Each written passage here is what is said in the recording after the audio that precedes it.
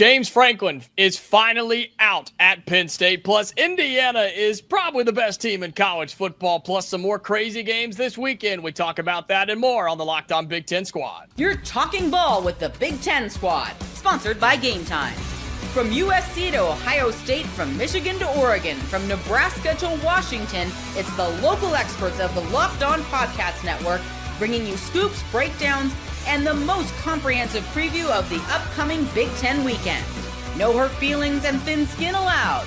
Squad up, you're part of the Big Ten Squad. This is the Locked On Big Ten Squad. I'm not Spencer McLaughlin. I am proudly Jacob Goins, the host of Locked On Hoosiers, who are, in fact, the best college football team in the nation. And as promised, I am your host this week on the Big Ten Squad. I am Jacob Goins of Locked On Hoosiers. Zach Sako, Locked On Nittany Lions, who somehow is more popular than I am this week. Spencer McLaughlin of college football or Ducks. Which one would you like to be? I would love for you to be of Locked On Ducks today. I am all things. I am the Senate. That is my official title this week. That is horrible. Off to a great start tonight. I am the Senate. God, we really let him say that. Zach Anderson, Yoxheimer, Locked On UCLA. Jay Stevens, Locked On Buckeyes, and Roman Tomashoff of Locked On Huskies. We got a great squad for you and a great show today. We'll make picks for Week 8. And that's our show. We're done for the day. We'll also talk about I Indiana. got a lot to say. No, we're not. I am hosting. Can I please? I don't host very often, Spencer. I need you to stop for just a second, because we are going to talk about Oregon losing and being, frauds. We'll get to that in a little bit. But the biggest story in the country, I guess, is James Franklin no longer the head coach at Penn State. The Nittany Lions finally did it, Seiko. They told him to kick rocks and get out of town, and it only took, $50+ million to do it. Yeah, $50 million, and that's not going to be final, right, if James Franklin takes another job, but that is at least what Penn State is prepared to do, just to have him never coach another football game for Penn State. And you don't make that move lightly. It means that Penn State's swinging for the fences. They're trying to hit a home run. The athletic director, Pat Kraft, comes out on Monday's weekly press conference where James Franklin's supposed to be and says, we are trying to win national titles. And we believe that we need leadership to get us to that point. Look, Penn State was. See, here's the thing. Here's kind of the dichotomy of it all now. With and I'll keep it brief because I want to hear everyone else's feedback. But people don't, and I'm eager to hear what you guys have to say, because people on the outside don't view Penn State as a top tier job.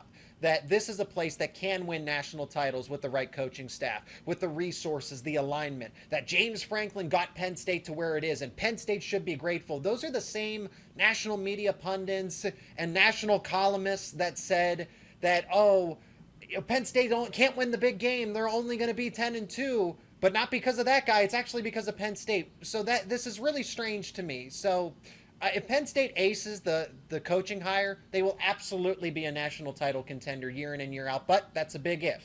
That is a big if. But they can do it. It's a matter of if they will. Spencer, I'll let you speak to this from your college football perspective, because you'll talk more in the Oregon perspective here momentarily. Yeah, I think that it's really indicative of the big game narrative did weigh on the Penn State athletic department over time that they made this move, because when you have as much win equity as Penn State has under James Franklin, you'd think that one bad season would be allowed, but clearly they felt what I felt coming into this year, which is, you should expect to make the national championship game, and there's no excuse to not do that. Playoff. At least the playoff, to not, have that be an option going forward, that's all just full-fledged disaster. But when you're willing to pay that much money to make someone go away, you really have had enough. For example, we get paid on the last Tuesday of every month, and when that happens, I would give that check away if it meant that Goins never graced my screen again. Zach Anderson, Yoxheimer of Locked On UCLA. Speaking of teams without a head coach, you're being blamed. Yeah, Zach, look what you've done. This is Zach on Zach crime. This is not okay. Both of you did this. Squad. Yoxheimer, I mean, What's aren't up, we my on man? pace for like every Zach on the Locked On Network to have like no coach? Like we might get there. We might get there at It's this a point. possibility. I mean, you're the reason James Franklin got fired, or one of the reasons that James Franklin got fired. Do you take pride in that? Is UCLA like raising the banner here? I mean, now it's not even the biggest win on the schedule. They might go to Indiana later this year and have some fun. Okay. But all joking right. and fun aside, the Penn State game just kind of came out of nowhere. They couldn't score anything. There was no hope. They had a game plan implemented 2 days before, basically offensively, and they came out and pummeled Penn State with 40-plus points. It's as ridiculous of a turnaround as I've seen for Penn State, from top 5 in a whiteout game to just completely out of the head coach and out of the playoff entirely. That's just something I've never really seen before in college football, other than the main hype machine just already hyping teams up. Penn State's pretty crazy for this. Zach, I do have to ask you one quick question, though. Were there more points scored in that game or fans in the stands? There were fans. There was some energy. I will say there were a lot of fans watching my beatdown loss at the Rally Cry Championship Tour on EA College Football 26. So, but Fair enough. there might be more fans this week.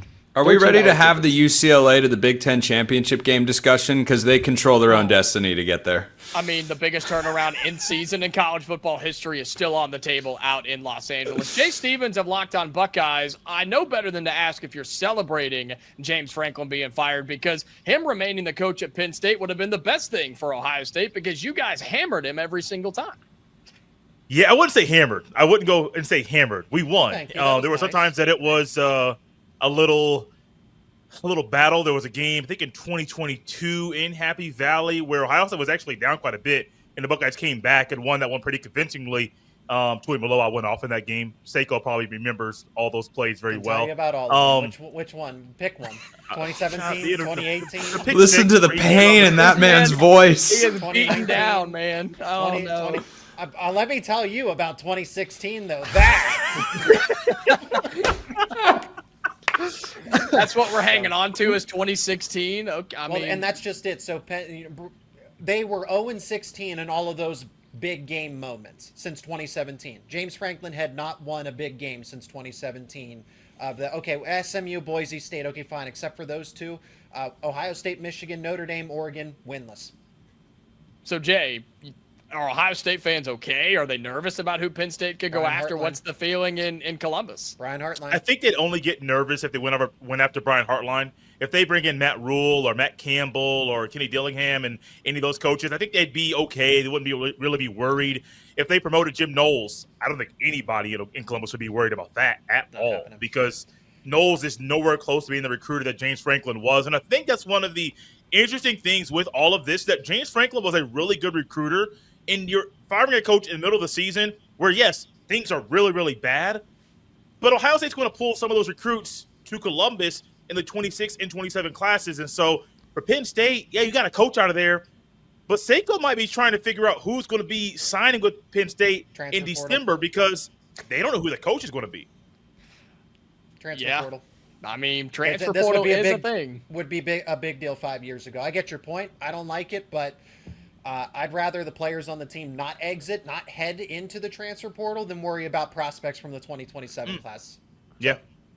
Roman Tomashoff of Locked On Huskies, you somehow always end up being last in this rotation on the Locked This On one is Big Ten Spencer's squad. fault. We can say that with 100% certainty. That You guys Spencer did move. You did, in fact. Yeah. I missed the movement there. My bad. I have no control here. I am the host, but I have no actual control. Latest I heard is that Jed Fish is on his way to Penn State, so I'm sure you're cool with that.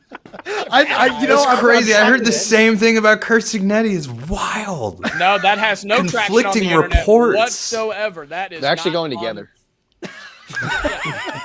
Yeah, Jed's going to be the OC, and co-head Signetti's coaches. going to be the Co-head head coach. Yeah, I Yeah. like that. Roman, your thoughts on James Franklin being canned by Penn State? Since Spencer is just telling everyone when we get paid, apparently, I'm going to give us another, peek behind the scenes here with the four-man squad that we had last week. So the Zach's excluded from this. We were, sitting backstage like, oh, hey, are we going to have time to pick all these games? Like, we said, do we need to pick Penn State Northwestern? And we all kind of laughed it off. I think Jacob said, oh, maybe I'll pick Northwestern. And just seeing how that all went down and the conversation that we had after that is all, really funny for all our everydayers who watch all that sort of stuff. No, it was time. Losing to Northwestern with this roster that Zach talked about all summer on this show, saying this is the plan. The plan is to get to the Big Ten championship. The plan is to get to the playoff and get to the national championship and get over the hump.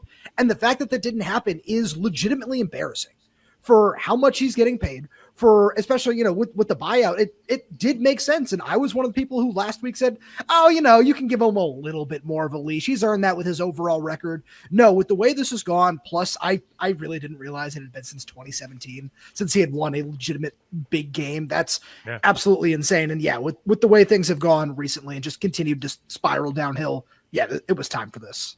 Can I, before we go to the next segment, can I just make one observation? Go ahead. Stall a little bit longer. Go ahead. That's fine. Jay Stevens is like the nicest guy in this squad by a country mile. He gets set up to throw jabs at someone, and he's just, no, man, I don't think so. Meanwhile, Goins and I hate each other only when we're on the air together. I swear we're friends when we're off. Yeah. Zach would throw a shot at Anderson Yoxheimer, would throw a shot at Nick Saban if it meant that it was good content. Roman and I are biologically inclined to not like each other at some level.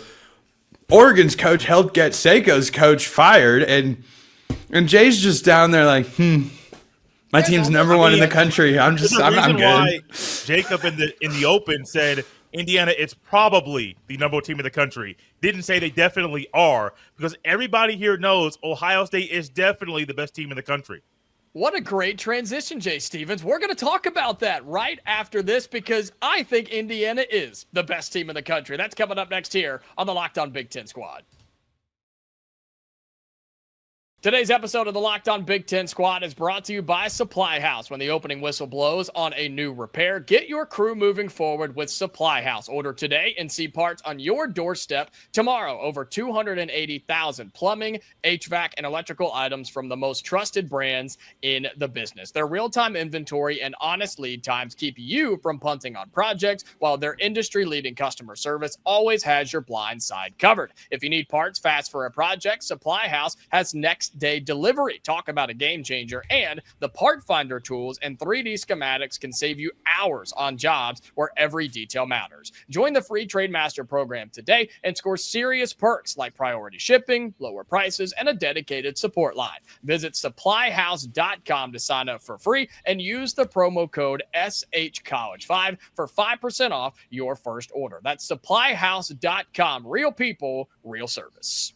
Today's episode of the Locked On Big Ten Squad is brought to you by FanDuel. The NFL season is here, and FanDuel has an offer you don't want to miss. Right now, new customers can bet just $5 and get $300 in bonus bets if you win. That's right. Pick a bet, put down $5, and if it hits, you'll unlock $300 in bonus bets to use across the app. Thursday Night Football coming up. If you're watching or listening to this on the day it comes out, you can jump on that. A full slate of college football on Saturday, and of course, the NFL Sunday and Monday night as well. Pick a player, pick a team, pick a bunch of them, put them all together, and do it on FanDuel. You'll be glad that you did. So what are you waiting for? Visit FanDuel.com right now to download the FanDuel app today and get started. Welcome back into the Locked On Big Ten Squad. We've got a packed house this week, and for obvious reasons. It's because you all wanted to talk about the Indiana Hoosiers, which unfortunately is the second biggest story in college football. James Franklin and Penn State decided to take center stage, but that's okay because now we get to talk Indiana defeating the Oregon Ducks. And I just want to remind people that nobody said it could happen. Nobody said Indiana could do it. They were going to get destroyed is what I was told on the internet last week, ladies and gentlemen, but Kurt Signetti and the You Hoosiers picked them to lose. And you're right, I did. And Kurt Signetti even proved me wrong. Thank you, Roman. I appreciate You're you. welcome. Yeah, but Roman didn't actually think Indiana was going to win the game. He just can't go on the record and pick Oregon to beat anybody. Doesn't matter. It doesn't matter. Doesn't matter. Roman picked Indiana. By Roman. And we're going to start with Roman to go against the squad, go against the trend. You picked the Indiana Hoosiers last week, Roman, to take down the Ducks, and they did in dominating fashion down the stretch. So tell me why that Indiana's the best team in college football. I'm not going to go that far because I got to watch Arbel Reese and Caleb Downs and Jeremiah Smith. I trusted you, Roman. I trusted you. I think Indiana's the second best team in college football. Good enough. I do. But I was so impressed with the defense, especially the defensive line, the way that they were able to get after that Oregon offensive line, which I was told was supposed to be, otherworldly, pun intended there. But nice. I really was, thank you. I was very impressed with what Indiana put together and what Curt Cignetti has done through, how many games has it been for him, Jacob? 20? Year and a half. Yeah, year and a half. Somewhere in that ballpark. James Franklin's fired. Yeah. Because of guys like Curt Cignetti.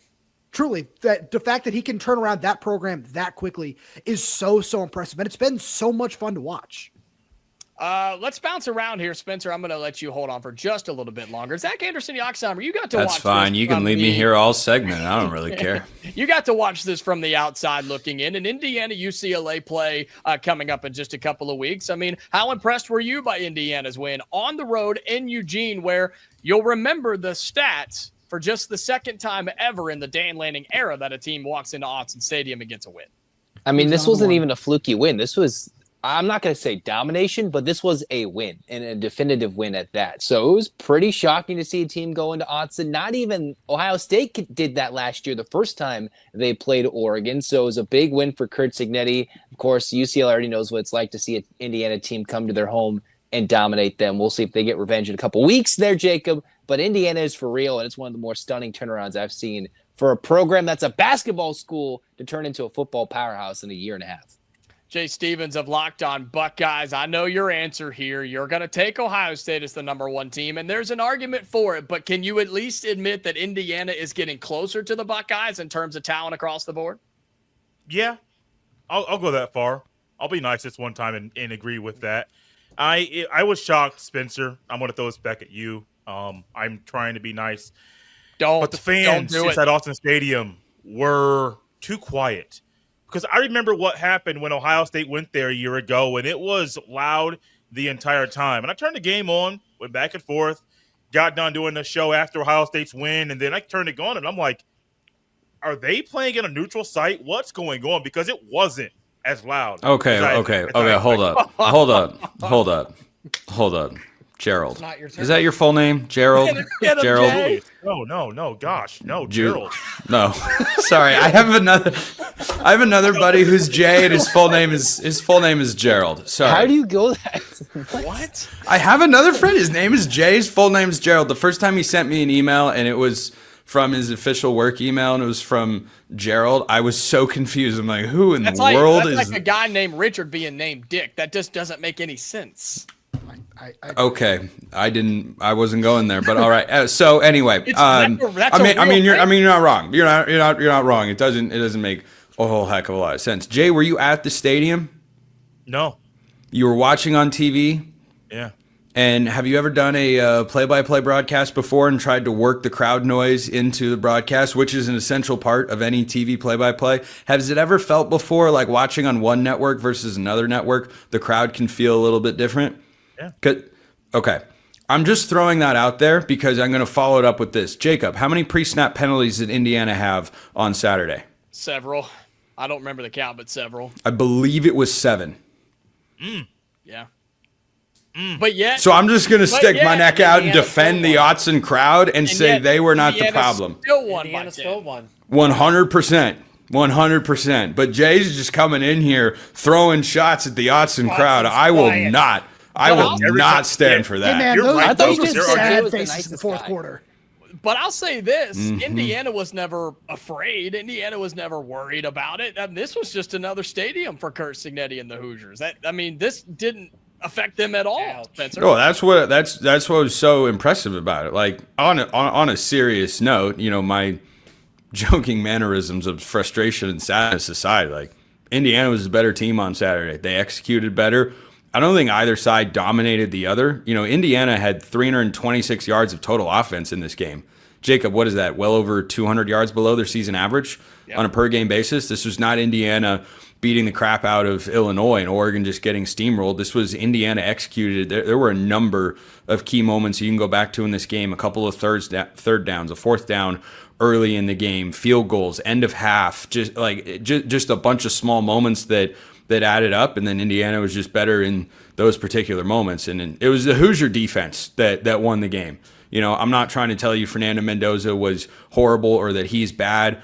he and the Oregon defense combined to team up for 7 of Oregon's 20 points in this particular game, and he threw for 215 yards. He did all he needed to, but it's not like he went in there and just torched Oregon secondary. I thought the defense for the Ducks actually played very well in this game. It was the Indiana defense that went out and won it. Their scheme and execution was incredibly good all game long, and they had Dante Moore looking like the 2023 version of himself. He was making one read. He wasn't letting plays develop. He wasn't trusting his reads. He missed a lot of open guys.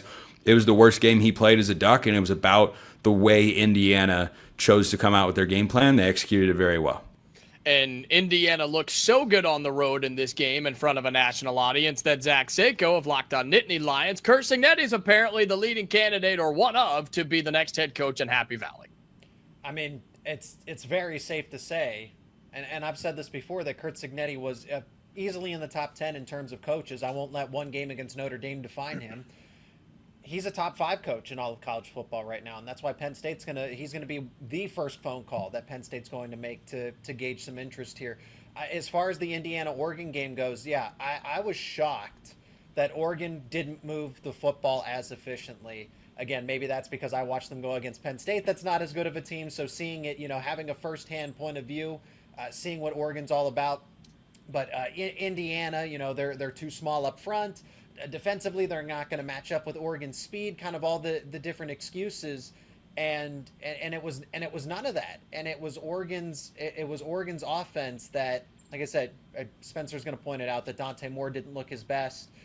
The offense wasn't moving the football as well. Indiana's defensive line kept winning more battles than they were projected to. So, yeah, that's a testament to Indiana's defense and the coaching, because this is not a team that is filled with 5 stars and high-end 4 stars. That is a well-coached, efficient team that Curt Cignetti is running. Yes, Spencer. Zach, you said Curt Cignetti's the top 5 coach in college football. Can you name 4 coaches you would rather have than him? I'd like Mike Elko. I mean, I guess I have to, right? I need a head coach, so I like Mike Elko. I mean, Kirby Smart would never leave. Ryan Day would never leave. Kirby Marcus Smart, Ryan Day got to be up there. I think Dan Lanning is still in that conversation. Dan Lanning. 100%.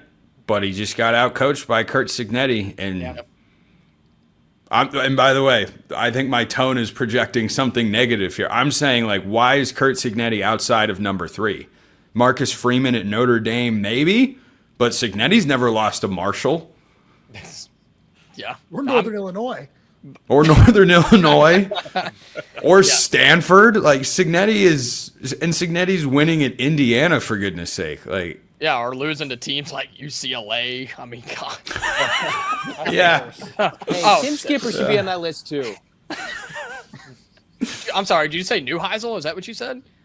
He's the head Tim coach. Skipper and Neuheisel together, package deal. I was going to say, it's a package. That's a package deal, man. They're what a tandem. By the way, how about UCLA being a Northwestern victory away from being unbeaten in Big Ten play right now? That's disgusting. That's really gross. Speaking of UCLA and other teams around the Big Ten, we have a lot of games to pick this week. We're going to have to rapid fire these, but we'll do that coming up next here on the Locked On Big Ten Squad. This episode of the Locked On Big Ten Squad is brought to you by Mazda. Mazda crafts cars for those who do more than simply move. Mazda delivers confidence with every ride with more IIHS Top Safety Pick Plus awards than anyone else. From footwork to breathwork, athletes sweat all the details. Mazda brings this same intention to how we craft every model. You can feel Japanese craftsmanship in every detail, from the metallic accents to available Napa leather upholstery. And with all-wheel drive standard in every crossover SUV, you can drive with confidence through almost any season. So, like our players, we sweat every detail, because when you make every move count, impossible becomes irrelevant. Mazda, move and be moved. All right, final segment here on the Locked On Big Ten Squad. And as much as I would like to say there's some games that we could skip on this week's schedule, we probably learned our lesson from last week. Ain't nobody safe around the Big Ten, so we have to rapid fire. We're going. I disagree. Ohio State is safe. They're playing Wisconsin. Thank you. I mean, I don't know. They are so safe. That's pretty safe. They have never been safer in their entire lives. Ohio is going. We're going to look back and say Ohio played the Buckeyes tougher than the Badgers. There's a reason our buddy Ryan Herrings didn't show up to the Big Ten squad this week, and it's because of this game on the schedule. So I will give you that one, that we don't have to pick that. But rapid fire here, chronological order. Friday night, how about 25th ranked Nebraska on the road at Minnesota, where Nebraska favored by flirting 10 points here, Zach Seiko. Yeah, I mean, I'm gonna go with Nebraska to continue, because I'm not sold on Minnesota. I know we got to go quickly, but could Matt Rule be distracted? Right, I guess that's the idea. So I still think Nebraska wins, but don't be surprised on a Friday night home game. That sets up nicely for PJ Fleck, doesn't it? How about I like Minnesota to keep that one close. Nebraska by a field goal on Friday night at home. And keep this in the back of your mind. That's just weird. Nebraska ranked 25th. The team ahead of them, Cincinnati, who they beat this year. The AP poll, doing great work. Zach Anderson, Yoxheimer, you're up, my friend. We're going to go with Nebraska. I think Minnesota might float around, make it a little interesting, but I'm going to go with Nebraska. Jay? Minnesota. I'm going to change things up. Wow. Okay, Roman, 2 in a row for Minnesota, or does Nebraska find Absolutely a way to get not. it done? No, I'm not. I'm not sold on PJ Fleck in Minnesota. Give me Nebraska. I'm not either, but this is a classic Nebraska letdown game, and this is the game once a year that PJ Fleck and Minnesota find a way to win. So I'll take Minnesota to get it done on a Friday night. Roman, we're going to go in reverse order and start with you, because your Huskies make the cross-country trip for a 9 a.m. local time kick against Michigan. Is that right? 9 a.m. in the Big House. Can they get it done? Unfortunately, yeah, 9 a.m. is not fun for this guy. But I picked Washington to drop this game. My previous predictions, I'm going to stick with that right now. The biggest thing for me is Washington might be down 3 starters in the trenches for the second straight week, with left guard John Mills and left tackle Carver Willis both questionable for this game, as well as outside linebacker Zach Durfee. I think Michigan's defensive line might have a decent day if both those guys on the offensive line are to miss the game. Jay Stevens, no way you pick Michigan to win this game, right? Washington pulls off the upset here. Yeah, it's against my religion to pick Michigan to win a game, so I'm going with Washington. Roman, I'm on your side today. Zach Anderson, Yoxheimer, you're watching this one from the outside. Washington, Michigan, Wolverines favored by almost a touchdown. I mean, I just saw a West Coast team go and dominate a team in Michigan. It wasn't Michigan. It was Michigan State. Let's go with Washington. They let me down before, but let's go with the Huskies. Spencer? Michigan by 60. Yeah. Wow, wonder why. Say Shocker. Yeah, not 60, but definitely by a wide margin, especially with what Roman just shared with us. Yeah, I appreciate Roman sharing that info, because I like Washington as the better team in this game, but if they're going to be down that many dudes, I'll pick Michigan to win in a disgusting game. Apparently a team that's good. Northwestern's 4-2 for anybody that hasn't checked as of late, and has a winning record in the Big Ten at 2-1. They host Purdue. Yes, thank you. They host Purdue, who is 0-3 in the Big Ten. Seiko, will go back to you. Anyway, Purdue goes on the road in a hostile environment. I mean, it's a tough place to play. Can they get their first Big Ten win on the season? So Northwestern, I mean, they actually are pretty sound defensively. And I mean, I've seen it in person. Northwestern's not a terrible ball club, but I actually kind of like Purdue to maybe pull off the upset here, even though it's only a field goal margin. So give me Purdue. But if it does, now here's the thing. I know there might be rain in the forecast. If it does rain, that favors Northwestern. So I have to flip my pick with inclement weather. But Purdue, if all things are sunny and nice. Spencer, with your college football knowledge and doing a college football show, you might be the only one crazy enough to put this one on TV, Purdue and Northwestern Saturday afternoon. Oh, I will have it on TV. Don't you worry. It will be on a screen somewhere come Saturday. And give me the Wildcats. I think they win this game comfortably. I love what they do defensively. David Braun has those guys playing really well. Saw it against Oregon earlier this year. Northwestern by at least 10. Zach Anderson, Yoxheimer, no way you watch this game, right? You guys don't have to worry about Northwestern anymore. That game is way past you, right? I'm pretty sure that was one of the least watched games in the Big Ten this year, but it might be one of the most defining games in the Big Ten standings. We'll see if that was one of the ones we forget about and actually is the most important. Let's go Purdue, because Northwestern is currently my biggest Big Ten rival, not from the West Coast. Jay? Northwestern by 10. Roman? Spencer made a good point. I like Northwestern's defense. Clip it and ship it. I'll get it to you after the show, Spencer. You can, No, don't worry. I have access to all this stuff. I got it. We said we're skipping Ohio State, Wisconsin. Let's go rapid fire here. Indiana's going to beat Michigan State by how many this weekend? I think they win by 1 million. Seiko? I could see Michigan State getting the backdoor cover because Indiana's gonna, rest some starters in the fourth quarter. So why not? That's a lot of points. Michigan State to cover. Keep it going, Spencer. Hoosiers by 25. Love it. Zach? Indiana by a bunch. Keep it going. Jay and Roman. Indiana. This is easy. Yeah, by a very wide margin. Can we agree that let me go to Spencer here, and he can answer for the group. Is Oregon in trouble? Are you on upset alert in Rutgers? Weird game time, Big Ten Network in New Jersey coming off the emotional loss. Is Oregon in trouble, or can we just move on? I would not want to be Rutgers this week. I really wouldn't. I think that's safe to say. So I think we all pick Oregon in that game. Roman, I know I'm not allowed to, but Yeah. also, hey, I was really impressed with Ethan Kalik-Manis. I got to watch him last Friday night in person. That dude made some really nice tight window throws. Super impressed. Dude's a So, dude. Yeah. Dude is a dude. Rutgers pulls it off, according to Roman Tomashoff. Zach Seiko, Penn State, I mean, is this like the comeback story that they're looking for going on the road to Iowa? The total in this game has actually gone up, if you can believe it, from 39.5 to 40.5. Oh, Disgusting football will be played gross. Saturday night in Iowa City.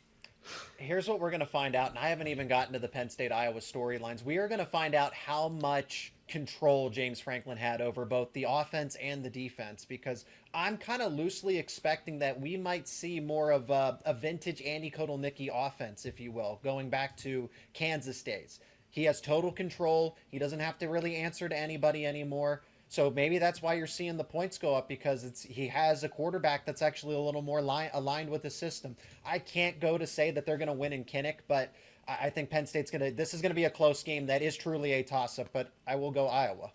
Is anybody picking Penn State in this game? Spencer, you're Right picking here. Penn State I here. appreciate that. Okay. Right wow. here. Good You're for welcome. you. Okay. You're welcome, Seiko. This is one of those games. This is Penn State's version of Jerry Neuheisel taking over. You've got an interim head coach. You've got a quarterback nobody knows. I mean, we knew more about Nico, but a quarterback nobody's got any film on. I think Penn State is in full, screw it. We'll do it live. We'll do it live. Do it live. That's what they're doing. Penn State beats Iowa and Kinnick. Zach Anderson Yoxheimer, you're the host of Locked On UCLA, and the Bruins have another home game where Maryland comes to town to what should be just a packed-out Rose Bowl Saturday night. I think it's a fun game, but are you worried about this one? Can UCLA pull off what is not considered an upset with our friends at FanDuel? Yeah, they're actually favored. And just a fun shout out, UCLA is wearing the throwback unis, the beautiful throwback Oh, ones. those are sick. Oh, UCLA by 30. 30 points. Yeah. Is that the Absolutely. feeling in Los Angeles that UCLA wins by 1 million because of that? Probably 15, but I'll take UCLA to win the game and look good doing it. I like your humbleness there, sir. Let's move on to the last game of the Big Ten slate. It's USC, who's ranked 20th in the country, on the road at Notre Dame Saturday night. Rapid fire here. Zach Seiko, we start with you on the way out. Notre Dame. I think Notre Dame is they're just better, but that's going to be a lot of points. A lot of points in that game. Spencer? I think USC keeps this close. I think this is kind of a 3 to 5 point game because I like the way that USC ran the ball, even with Waymon Jordan getting dinged up back there. But Jade Mayava is playing good football. I like CJ Carr a lot. This is not Bryce Underwood, the USC defense going up against. I'll take Notre Dame at home, but USC covers 8.5 points. Zach, I assume you're not allowed to pick USC. Is that how this works? Notre Dame! Jay Stevens of Locked On Buckeyes. Notre Dame's got this one. Roman? Notre Dame. The fact that Notre Dame's favored by 8.5 is a little fishy to me. I know it is fishy. I'm going to pick USC to get it done for no particular reason other than I want to. I'm Jacob Goins of Locked On Hoosiers, Zach Seiko of Locked On Nittany Lions, Spencer McLaughlin of Locked On Ducks. Thank you for being here, sir. I appreciate You're your welcome. service to the squad. Zach Anderson, Yoxheimer of Locked On UCLA, Jay Stevens of Locked On Buckeyes, Roman Tomashoff of Locked On Huskies, and until next time, Big Ten fans, stay safe, and we'll talk to you later. I'm just here so I won't get fined.